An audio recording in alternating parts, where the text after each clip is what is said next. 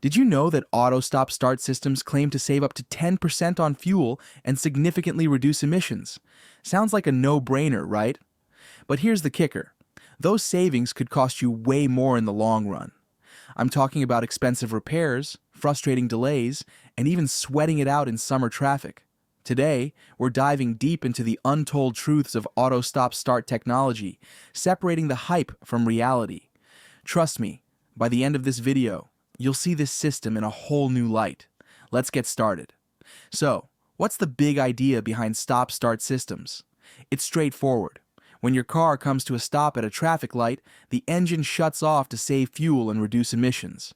When you're ready to go, it starts up again. Sounds simple and efficient, right? Well, not so fast.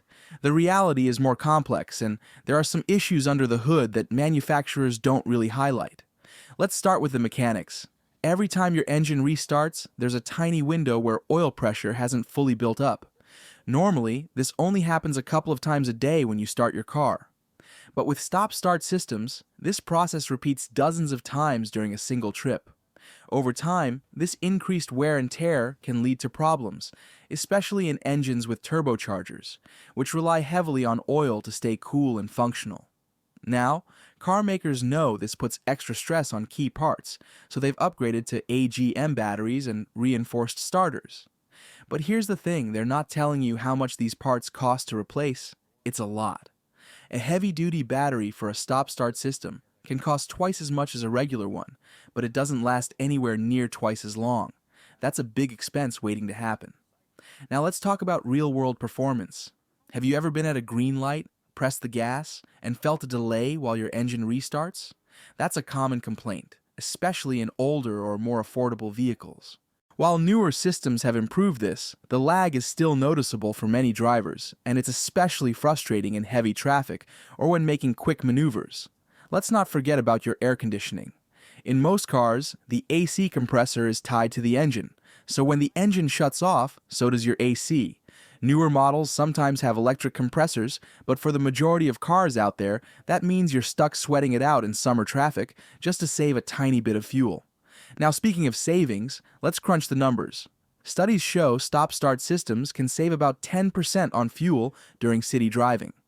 If you drive 10,000 miles a year and your car averages 30 miles per gallon, that's around $133 saved annually, assuming gas is $4 a gallon. Not bad, right? But here's the catch. If you need to replace that pricey AGM battery, you could end up spending several years' worth of fuel savings in one shot. So, what should you do? Here's my advice. If you're shopping for a new car, find out if the stop-start system can be permanently disabled. Some cars let you turn it off, but others don't. If your car already has this feature, use it strategically. In heavy stop-and-go traffic, it might make sense to keep it on, but for short stops or in extreme weather, you're probably better off turning it off. And if you're planning to keep your car long-term, budget for the higher cost of replacement parts and don't skimp on oil changes. At the end of the day, stop-start systems aren't necessarily bad. They do save fuel and help meet emissions regulations. But they're not the game-changing technology they're marketed as. And let's face it, most of the costs end up falling on you.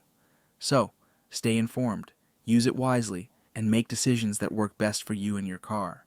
If you found this video helpful, then do not forget to like, subscribe, and share the video with your friends to make them aware of it.